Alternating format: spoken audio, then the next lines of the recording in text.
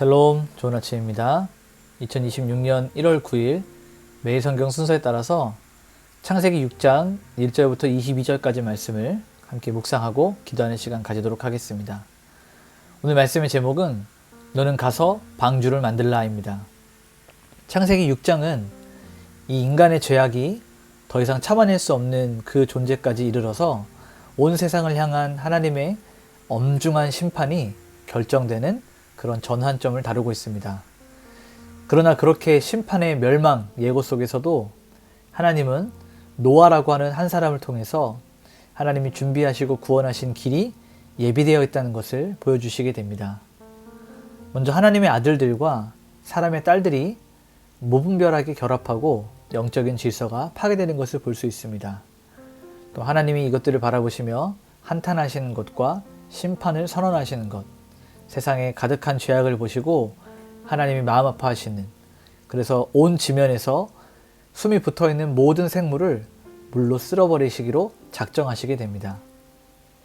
모두가 타락한 그 시대에 하나님의 은혜를 입고 하나님과 동행했던 노아라고 하는 한 사람이 등장하게 됩니다. 하나님은 노아에게 방주 설계도를 주시면서 언약을 세워주셨고, 노아는 하나님께서 말씀하셨던 모든 명령에 온전히 순종을 하게 됩니다. 이제 우리 한 절 한 절 말씀을 살펴보면서 성경이 말하고 있는 그 진의를 같이 나누도록 하겠습니다. 먼저 첫 번째 단락에서는 1절부터 4절까지 말씀을 통해서 우리는 영적인 무질서를 볼 수 있습니다. 2절에 보니까 하나님의 아들들이 사람의 딸들의 아름다움을 보고 자기들이 좋아하는 모든 여자를 아내로 삼는지라 라고 기록되어 있습니다. 우리가 여기서 하나님의 아들들이라고 하는 이 단어를 어떻게 해석을 해야 되는가 조금 여러 많은 논란이 있지만, 우리가 개혁주의 신학에서 볼 때에는 아담의 세 번째 아들, 셋의 후예로 해석을 합니다. 다시 말해서 경건하게 신앙생활을 한 하나님을 찾았던 그러한 사람들의 후손으로 해석을 합니다. 이들이 가인의 후예였던 사람의 딸들과 이 외적인 아름다움만을 기준으로 무분별하게 혼합된 것은 이 경건한 족보가 세속화되었다. 그래서 영적인 정체성을 잃어버렸다라고 하는 것을 보여주고 있습니다. 구약학자 브루스 월키는 이 하나님의 아들들과 사람의 딸들이 결합된 이 모습을 보고 단순히 성적인 타락을 넘어서 하나님의 통치 질서를 거부하는 것이다. 인간의 정욕을 앞세운 자기 중심성이 끝까지 드러나는 자기 중심성의 극치다라고 설명을 하고 있습니다. 3절을 보니까 이러한 연유로 인하여서 여호와께서 이르시되 나의 영이 영원히 사람과 함께하지 아니하리니 이는 그들이 육신이 됨이라. 그러나 그들의 날들은 120년이 되리라 하시니라 라고 기록합니다. 여기서 육신이 된다 라고 하는 이 말은 인간이 영적으로 가지고 있던 그 가치를 상실하고 이 육체적인 정욕에만 사로잡혀서 그러한 존재로 타락했음을 의미하고 있습니다. 하나님께서는 이들에게 120년이라고 하는 유예 기간을 주십니다. 바로 당장 심판에서 그들을 멸망하지 않으시고 그들이 회개하고 돌이킬 수 있는 기회를 주시는 하나님의 인내가 담겨있는 부분이자, 동시에 하나님의 심판은 반드시 올 것이다, 이 심판이 임박했다라고 알리는 최후의 통첩이기도 한 것입니다. 두 번째 단락을 보게 되면 5절에서부터 7절까지 말씀인데, 여기에는 하나님의 한탄하심, 안타까워하시는 내용들이 담겨 있습니다. 자, 5절에 보니까 여호와께서 사람의 죄악이 세상에 가득함과 그의 마음으로 생각하는 모든 계획이 항상 악할 뿐임을 보시고 라고 기록합니다. 이 죄가 단편적으로 어떠한 것들을 행하는 이 행위에 그치는 것이 아니라 마음의 뿌리에서부터 항상 악한 상태에 이르렀다라고 성경은 고발하고 있습니다. 여기서 사람의 죄악이 세상에 가득하다라고 하는 이 표현은 단순히 양이 많다라고 말하기보다는 질적으로 회복이 불가능한 완전히 부패한 상태를 뜻한다고 설명하고 있습니다.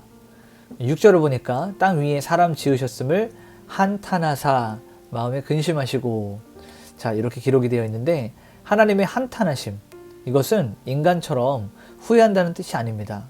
우리가 무언가를 잘못하고 실수하고 잘못된 결정을 내릴 때 후회를 하게 되는데, 이 하나님의 한탄하심은 그런 후회가 아니에요. 자신의 잘못을 인정하거나 자신이 틀렸다라고 말하는 것이 아닙니다. 이 죄를 향한 하나님의 거룩한 분노와 깨어진 관계에 대한 이 깊은 슬픔을 나타내시는 표현이에요. 안타까워하시는 마음이 담겨 있는 것이죠. 그래서 개혁주의 신학은 이를 통해서 하나님이 피조물의 상태에 깊이 있게 반응하시는 하나님은 인격적인 분이시다라고 하는 부분을 강조하고 있습니다. 마지막 세 번째 단락은 8절부터 22절까지 말씀인데요. 여기에는 은혜를 입은 노아와 방주 언약이 등장하게 됩니다. 자, 8절과 9절을 보니까 그러나 노아는 여호와께 은혜를 입었더라. 바로 이것이 키포인트입니다. 그러나 노아가 여호와께 은혜를 입은 것이 말입니다. 캄캄한 어둠 속에서 이 그러나라는 이 단어를 사용하여서 접속사로 노아가 등장하게 되죠. 노아가 의인이어서 은혜를 받은 것이 아니라 하나님의 은혜가 먼저 임했기 때문에 그 타락한 시대 속에서도 의로운 의인으로 살 수가 있었던 것입니다. 성경은 노아를 가리켜서 완전하다, 당대의 의인이요 완전한 자다 라고 표현을 하고 있는데, 여기서 말하는 이 완전함은 도덕적으로 무결점, 도덕적으로 흠이 없다 이것을 말하는 것이 아니라 하나님을 향한 그 마음이, 하나님을 향한 그 중심이 분리되지 않은 온전한 신뢰의 상태를 의미한다라고 말하고 있습니다. 자, 그리고 14절과 18절을 보게 되면 고페르 나무로 방주를 만들라라고 하나님께서 말씀하셔요. 그리고 그러나 너와는 내가 내 언약을 세우리니 너는 내 아들들과 내 아내와 며느리와 함께 그 방주로 들어가고 라고 말씀을 하고 계십니다. 여러분, 여기서 이 방주는 이 노아의 창작품이 아닙니다. 노아가 생각하거나 노아가 계획했던 그러한 작품이 아닙니다. 하나님의 설계도에 의해서 지어지게 되는 이 구원의 도구입니다. 하나님은 여기서 노아와 언약을 맺으심으로 하나님께서 인간을 심판하시는 그 중에도 자기 백성을 반드시 보존하고 지키겠다라고 말씀하시는 그런 의지를 보여주시게 됩니다.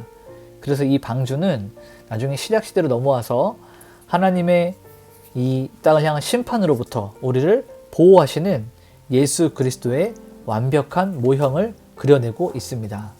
자, 22절을 보게 되니까 노아가 그와 같이 하여 하나님이 자기에게 명하신 대로 다 준행하였더라 라고 기록되어 있습니다. 자, 여러분, 이 장면을 한번 상상해 보세요. 비가 한 방울도 내리지 않는 이 맑은 날에 산 위에서 방주를 짓는다. 많은 사람들이 이를 보고 노아를 이상하게 생각했을 것입니다. 그가 산 위에, 여러분, 방주는, 배는 어디에 지어야 됩니까? 물가에서 지어야 되죠. 그런데 산 위에 방주를 짓는다. 아주 이상하고 기이한 일입니다. 근데 이 일은 오직 믿음으로만 가능한 일이에요. 하나님께서 말씀하셨고 이 일에 대한 순종, 노아는 단순하게 하나님의 명령을 따랐다라고 하는 이 행위를 넘어서 하나님의 말씀에 어느 정도의 가치를 두고 어느 정도의 기준을 두냐면 이 환경, 그 당시에 맑은 날에 산 위에 이런 환경들보다 하나님의 말씀을 더 실제로 깊이 있게 받아들이는 이 믿음의 실천을 보여줬던 것입니다. 오늘 우리 이 말씀을 정리하면서 원포인트로 우리 이렇게 말할 수 있을 것 같습니다. 모두가 육신의 욕망을 따라 살 때 하나님의 은혜를 입은 한 사람은 하나님의 말씀을 따라 방주를 짓는다. 세상이 죄악 가운데 가득했을지라도 하나님의 은혜는 여전히 활동하고 일하고 계십니다. 오늘 우리는 세상의 유행을 따르는 육신에 머물고 있는지 아니면 하나님의 말씀을 따라 살아가는 방주를 짓는 자인지 한번 점검해 보도록 하겠습니다. 오늘 이렇게 한번 적용합시다. 하나님의 아들들이 세속의 아름다움에 취해서 자신들의 정체성을 잃었음을 기억하십시오. 그리고 오늘 내가 어떠한 선택을 내릴 때 내 기준이 내 눈에 좋은 아름다움을 따라가는지 아니면 하나님의 말씀을 따라가는지 그렇게 점검하도록 하겠습니다. 우리 이렇게 한번 기도합시다. 하나님, 세상이 점점 더 악해져 갑니다. 세상의 그 악함에 동화되지 않고 노아처럼 하나님께 은혜를 입은 자가 되어서 세상을 정결케 하는 통로가 되게 하여 주시옵소서. 나의 삶이 세상을 따라가지 아니하고 날마다 하나님과 동행하는 생활에서도 예배하는 자, 일상에서도 예배하는 자가 되게 하여 주시옵소서. 우리 이러한 마음으로 기도하면서 오늘 하루를 하나님께 올려드리도록 하겠습니다. 기도하시겠습니다.